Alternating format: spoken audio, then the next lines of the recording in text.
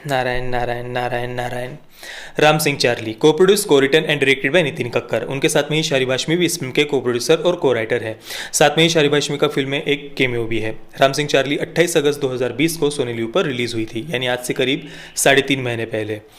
अब नीचे कमेंट में आप सब ये मत लिखना कि मैं इतना देरी से रिव्यू क्यों कर रहा हूँ। देखिए, मैंने आप सबको पीछे बताया था कि बीच में कुछ 3-4 महीनों के लिए स्वास्थ्य में थोड़ा सा प्रॉब्लम था मेरे, इसलिए बहुत सारी फिल्में देखना बाकी है और अभी वर्ष पूरा हो रहा है, तो मैं कोशिश कर रहा हूँ जितनी भी फिल्में बाकी थी उन सबको कंप्लीट करके उनका रिव्यू करने की, और फिर वर्ष के आखिर में हमें टॉप 10 बेस्ट और वर्स्ट की लिस्ट भी बनानी है। तो कल रात को मैंने देखी राम सिंह चार्ली, और सच कहता हूँ बहुत शांति से नींद आई मुझे। बहुत कम ऐसी बॉलीवुड की फिल्में होती है जिन्हें देखकर हम ये कह सकते हैं कि भाई हाँ, इस फिल्म ने मुझे एक फील गुड एक्सपीरियंस दिया। ये लगभग असंभव सी बात है कि बॉलीवुड से ऐसी कोई फिल्म आए, पर वर्ष भर में इक्का दुक्का ऐसी फिल्म बॉलीवुड से आ जाती है, और राम सिंह चार्ली ऐसी एक फिल्म है। कुछ फिल्में ऐसी होती है जिन्हें देखकर हमें लगता है कि हाँ, इस फिल्म के जो मेकर्स है वे अपने कैरेक्टर्स को अच्छे से समझते हैं, और साथ में ही वो कैरेक्टर्स क्या सोचते हैं या उन कैरेक्टर्स के द्वारा वो क्या कहना चाहते हैं इस फिल्म के मेकर्स, इस बात को बहुत बढ़िया तरीके से, सुंदरता से हमारे सामने रख पाते हैं। यानी उन फिल्मों को देखकर हमें लगता है कि भाई इस फिल्म के मेकर्स अपने अंदर की बात बहुत ही ईमानदारी से हमें बताना चाह रहे हैं, और राम सिंह चार्ली ऐसी एक फिल्म है। वैसे कई सारी और भी फिल्में होती हैं जिनका सब्जेक्ट तो बहुत अच्छा होता है, पर उस फिल्म के मेकर्स का फिल्म के सब्जेक्ट या कैरेक्टर से भी ज़्यादा ध्यान उनके प्रोपेगेंडा पर होता है, और इसके चलते इस चक्कर में वे अपनी ही फिल्मों के साथ में अपनी ही फिल्मों के कैरेक्टर्स के साथ में अन्याय कर बैठते हैं, और सबसे बड़ा धोखा वे करते हैं हम दर्शकों के साथ में। पर ऐसी जो फिल्में होती है जिनमें प्रोपेगेंडा पर ज़्यादा ध्यान दिया जाता है, ऐसी फिल्मों को बड़ा रिकग्निशन मिलता है, बहुत अप्रिशिएट उन्हें किया जाता है, नेशनल इंटरनेशनल अवार्ड्स मिलते हैं। पर दूसरी तरफ ईमानदारी से बनाई गई जो फिल्में होती है वे कहीं खो जाती है, और राम सिंह चार्ली ऐसी एक फिल्म है। फिल्म के विषय को अगर संक्षेप में मैं आपको बताऊं तो बदलते समय के साथ में जो लोगों के मनोरंजन के साधन होते हैं वे भी बदलते जाते हैं, और इसके चलते जो बीते ज़माने के कलाकार होते हैं उनको अपने जीवन में कई सारे उतार चढ़ाव और मानसिक व्यथाओं का सामना करना पड़ता है। तो ऐसे ही एक कलाकार राम सिंह चार्ली, जो पहले सर्कस में काम करते थे, पर सर्कस बंद हो जाता है फाइनेंशियल लॉस के कारण, लोग अभी सर्कस देखना उतना पसंद नहीं करते हैं, उस कारण से वो सर्कस बंद हो जाता है, जिसके बाद में राम सिंह चार्ली के जीवन के जो समस्या हैं, जो उतार चढ़ाव है, जो उनकी मानसिक व्यथा है, उसे इस फिल्म के द्वारा हमारे सामने रखने का प्रयास किया गया है। इस फिल्म को देखने के बाद में इसी विषय से मिलती जुलती एक 2011 की फ्रेंच फिल्म की मुझे याद आई। उस फिल्म का नाम था द आर्टिस्ट। मैंने 2012 में उसे थिएटर में देखा था।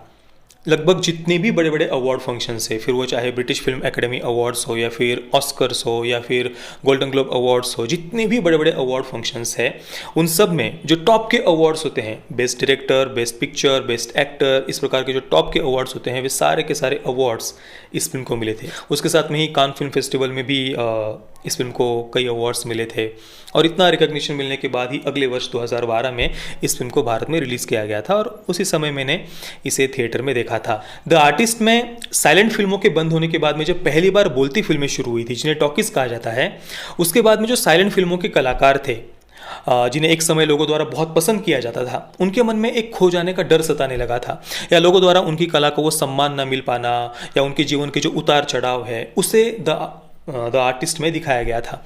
राम सिंह चार्ली का विषय भी लगभग वैसा ही है। यहाँ पर बस साइलेंट फिल्मों की जगह पर जो सर्कस के कलाकार होते हैं, जिन्हें अब लोग भूलते जा रहे हैं, उनके अंदर की व्यथा को, पीड़ा को यहाँ दिखाया गया है। पर एक कलाकार के अंदर का ये जो दुख होता है, या उनके जीवन के जो उतार चढ़ाव होते हैं, या फिर उनके कला के प्रति जो निष्ठा होती है, प्रेम होता है, उसे राम सिंह चार्ली में द आर्टिस्ट से भी कई ज़्यादा बढ़िया तरीके से दिखाया गया है। और राम सिंह चार्ली का सबसे बड़ा प्लस पॉइंट यह है कि यहाँ पर केवल उस कलाकार के अंदर के जो सपने होते हैं, इच्छाएं होती है, या उसके जीवन के जो उतार चढ़ाव है, केवल उस पर ही फोकस नहीं किया गया, उसके साथ में ही रिश्तों को, संबंधों को ज़्यादा महत्व दिया गया है।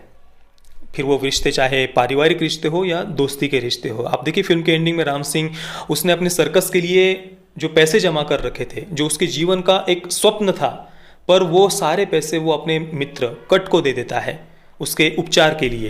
पहले के समय में लोग कहते थे, आपने भी अपने घर में बड़े बुजुर्गों से ये बात सुनी होगी, कि मनुष्य को पैसे जोड़ने से भी ज़्यादा रिश्ते जोड़ने पर ध्यान देना चाहिए, क्योंकि वैभव तो, बाहर का वैभव तो कब छूट जाएगा पता नहीं, पर जब कष्ट आते हैं, मुसीबतें आती हैं, उस समय हमने जो जोड़े हुए रिश्ते होते हैं जो लोग होते हैं हमने जोड़े हुए, वही हमारे काम में आते हैं।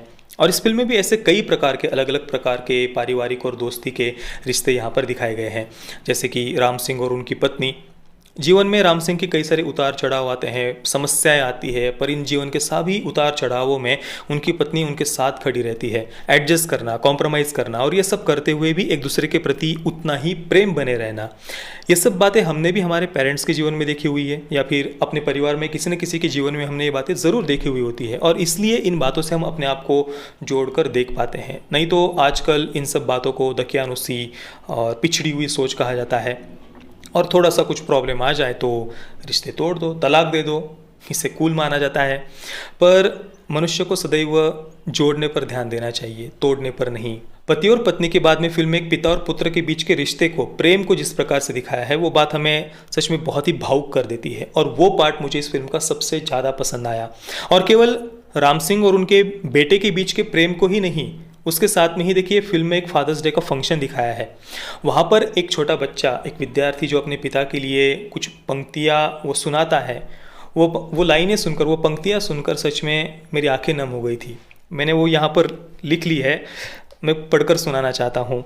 जिनकी डांट से डर लगता है, पर जब अकेले डर लगे तो उनका हाथ पकड़कर ही सब ठीक लगता है। वो जो घर पर कम रहते हैं, पर शाम को जिनके आने का इंतज़ार करना अच्छा लगता है, वो पापा है मेरे। जो मेरे साथ हर दिन थोड़ा बढ़ रहे हैं, जिनके बाल मेरे पीछे भागते भागते सफ़ेद हो गए हैं, वो पापा है मेरे। जो अपना बचपन मेरे साथ जीते हैं, जो मेरे सपनों में अपने सपने ढूंढ लेते हैं, जिनके जूतों में मैं अपने पैर डालकर घूमता हूँ, कभी कभी जिनकी तरह चलने की, बैठने की, बोलने की कोशिश करता हूँ, वो जो हम सब के हीरो है, वो पापा है मेरे।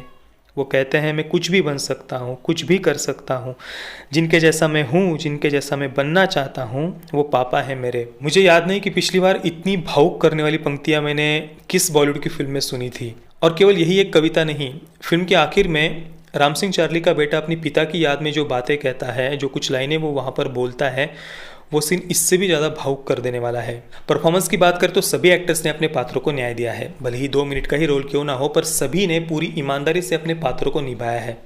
और कुमुद मिश्रा जी ने तो अपने कैरेक्टर को जिया है।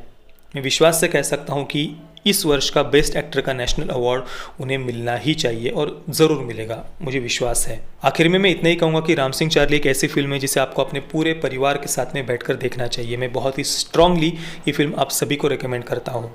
वैसे भी आजकल ऐसी बहुत ही कम फिल्में आती है जिन्हें हम अपने परिवार के साथ में बैठकर देख सकते हैं। मैं राम सिंह चार्ली को दूंगा 9 आउट ऑफ 10 स्टार्स।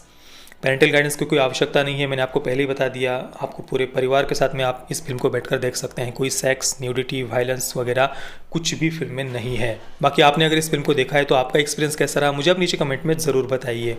जय श्री राम, वंदे मातरम।